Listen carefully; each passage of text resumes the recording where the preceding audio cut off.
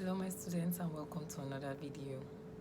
In today's video I'm going to be telling you things to consider before creating a product. Of course we've had this conversation before, but I just want to make this video to help you understand better. So let's say I want to formulate a product today. I'm going to think about certain things, and these things will be: what is the essence of this formulation? What problem am I trying to solve? Who am I trying to solve this problem for? What is this person's skin type or skin color, and all of that? Does this person have reactions? Is this person allergic to certain things? And so that is why formulation, it is very important that you understand your clients and you know what you're formulating for them.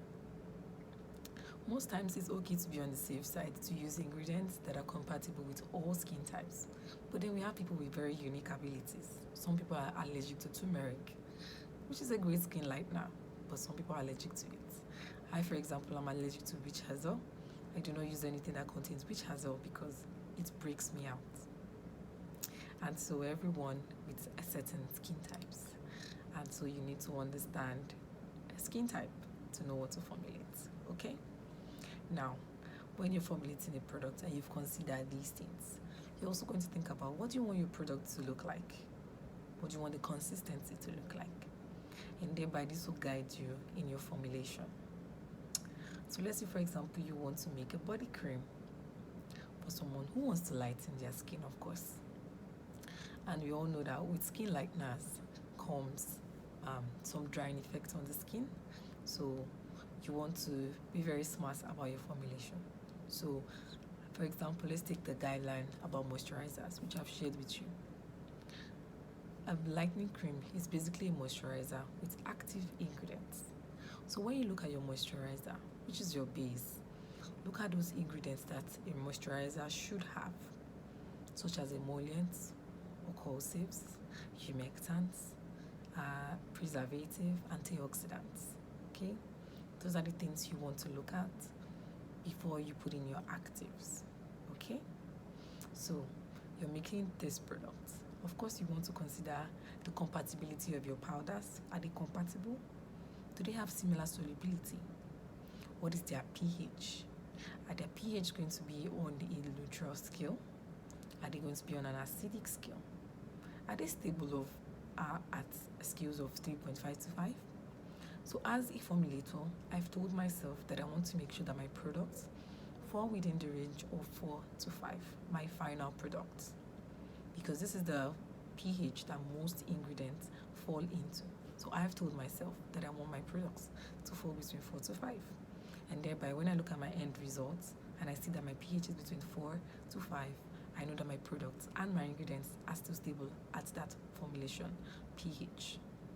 Okay? So these are some things you want to consider. Also, when you're making products, we use the term organic, but we are also in an environment that is very, very competitive, where we have people mix all sorts of things to get their desired results.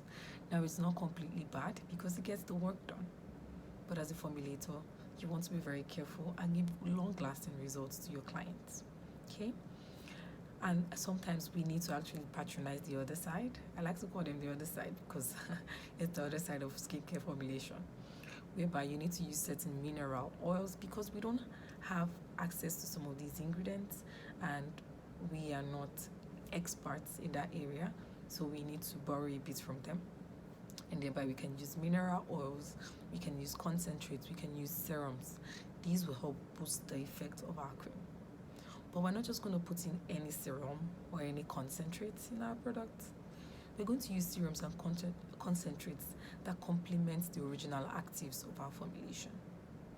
So for example, you can make a base cream and you can mix in your oils and you can put in concentrates, and that's fine.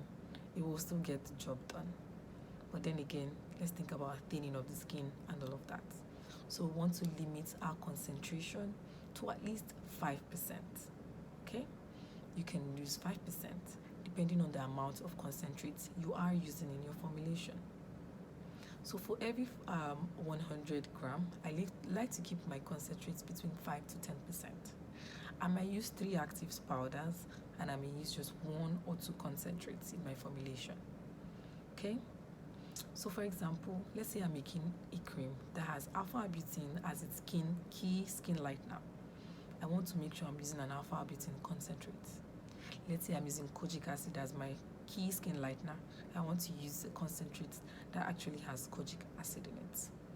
If I'm using niacinamide as my skin lightener, which in most cases is very rare because it's more like it's a lightener but also a moisturizer, you want to use a concentrate that complements niacinamide.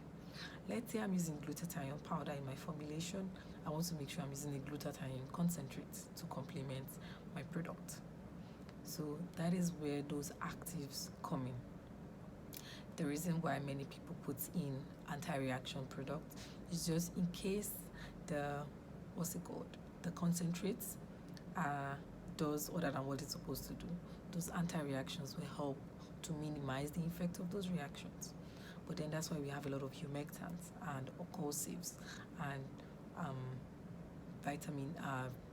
antioxidants in it to help to balance that effect. Okay?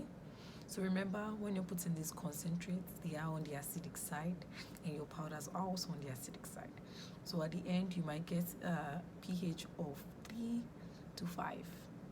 So it still falls within that range that is acceptable for your skin.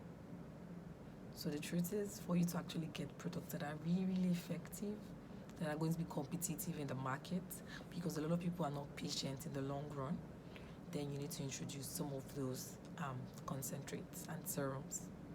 But if you have a client who's ready to wait and allow the natural ingredients to work on their skin, then that's fine. You need not include all of those concentrates. Okay? I will see you in my next video.